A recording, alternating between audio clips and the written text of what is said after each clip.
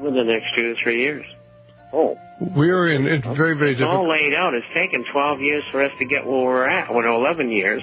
We've been in a bull market. I had people buying stocks at 85 cents that went up to $45, or $5 that went up to $83, or gold coins that were selling at $275, and these are graded numismatic coins that are now selling for $1,200, $1,500, $1,700.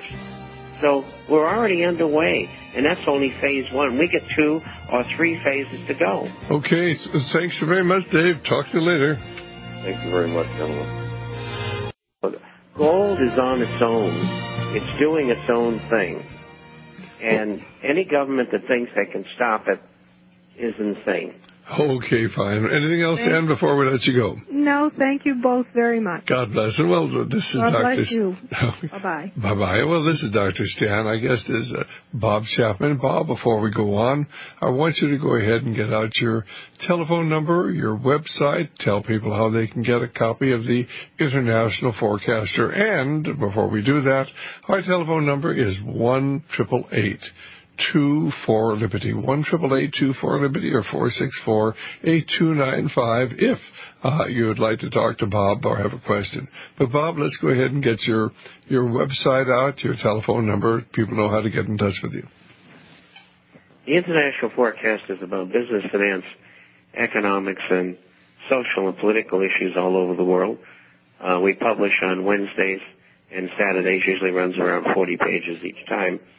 And we have a hard copy that goes out twice a month for those who are not on the Internet.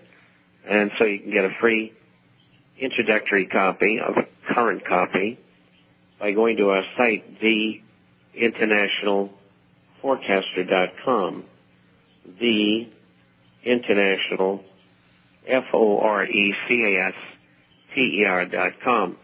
If you have a question or want a copy, email us at bob@intforecaster.com, bob@intforecaster.com, or you can call toll-free 800-375-4188. That's 800-375-4188. And, of course, the International Forecaster has really got a tremendous amount of information in it. I don't know how Bob has managed to get all this information from all different newspapers and magazines and television, but he's got tremendous access to information. He puts it all there, and you have to sort it out, but it's pretty obvious that we are in real trouble financially, and most of what you're hearing on the establishment-controlled media just is not true. And, ladies and gentlemen, the media in the United States, most of it is controlled. The major television and radio and the news magazine, newspaper outlets are controlled. Now, certainly, fortunately, there are a lot of privately owned radio stations, small radio stations, where we can get time. We've got shortwave. And then we've got this wonderful thing called the Internet. And now all sorts of information is there available to you. Only because the other side, the Brotherhood of Darkness, is putting out all sorts of disinformation to confuse you and trying to make everything look like a hall of mirrors. You get in it, and all you see is artificial reflections, and you don't know what to believe. That's why you need reliable people like Bob Chapman and a few of our other guests who hopefully will always keep you focused on what's really going on and not get you chasing all sorts of rabbit trails, like the idea that the North Koreans sent a submarine over to take out the BP oil rig. That's the latest story they're putting out. Be very, very careful of what you accept to be true, because so much disinformation and misinformation is out there. Well, Bob, certainly the market's holding up. I'm sure it's being manipulated. But do you think that some people are really beginning to get back into the market? I noticed that this last couple of weeks at the local hardware stores, a lot of people are out there. I think that they've created sort of a psychology in a lot of people's mind, at least for those, that 80% who still have their jobs, that things aren't really so bad, that maybe things we've turned the corner. Of course, you and I know that there are no new jobs. You and I know that more people are losing their homes. But just for the average individual, I mean, they seem to be perhaps a little bit more willing to spend today than they were before. What are your thoughts on that? And incidentally, one more time, if you'd like to talk to Bob, 1-888-24-LIBERTY, 1-888-24-LIBERTY, or 464-8295. Do you think that they've got the people willing, at least temporarily, to start spending again? I think to an extent they have. And that's reflected in ISM figures, CPI figures, some of these shopping figures. I think on the upper tier you're seeing increases.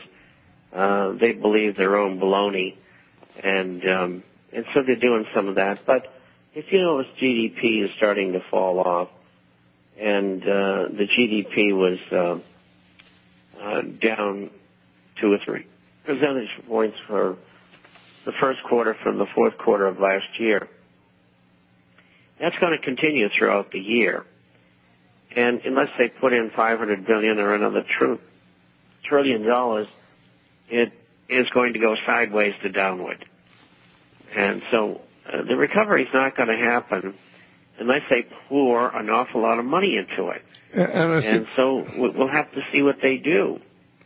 And I think you're absolutely right. Most of what we're seeing today, the increased buying and the increased purchases, are all a reflection of these hundreds of billions of dollars that they poured, trillions of dollars they've really poured into the economy one way or another. But this is what you're seeing reflected, that, and of course we're seeing some people getting jobs as census takers, $25 an hour, no experience needed. You just come to work for us. So you see the unemployment figures going up. Now we're still losing more jobs than we're making, but those jobs that are being made, I said they are, a lot of them are government jobs, census jobs, but we're not getting any increased manufacturing. We're not getting any increase in production. That's the big problem. And people don't understand, unless we have businesses opening, unless we have manufacturing, we can't have a recovery. Would that be a fair analysis?